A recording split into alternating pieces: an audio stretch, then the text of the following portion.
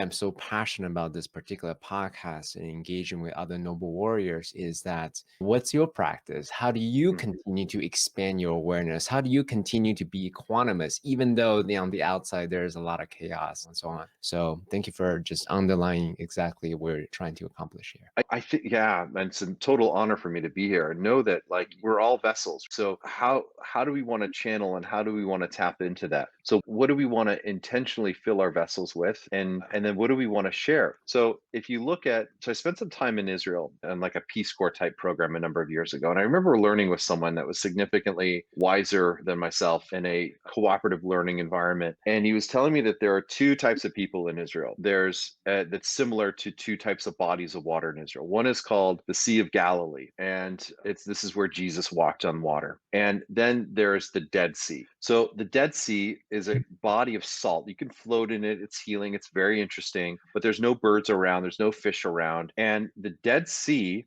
basically fills up from the water from the Sea of Galilee, which is also known as the Sea of Life. And the Sea of Life gives water to the fields, gives water to the country, and there's fresh fish and birds and plants and all sorts of other life within and around it. And it's a very small body of water. And that body of water leads into the Dead Sea, which just absorbs.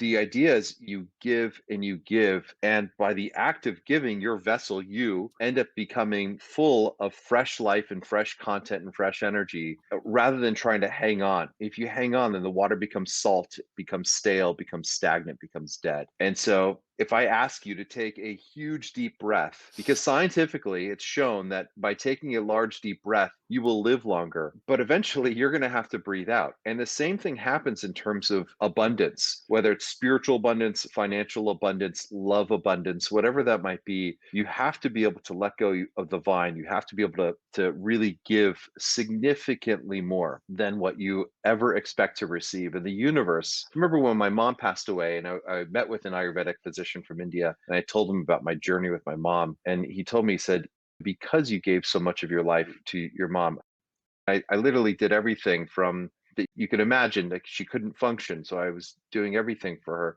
And what he told me was, because you gave everything for your mom, the universe has no other way of showing up for you than giving back to you tenfold. And I believe that wholeheartedly. Like you put yourself into a scenario where you're giving wholeheartedly. We're so scared of, oh, maybe I'm going to get taken advantage of, or maybe something's going to screw me over. But you know what? You just keep showing up and you keep giving and loving, and then the abundance will come your way. It just will. You will attract it significantly.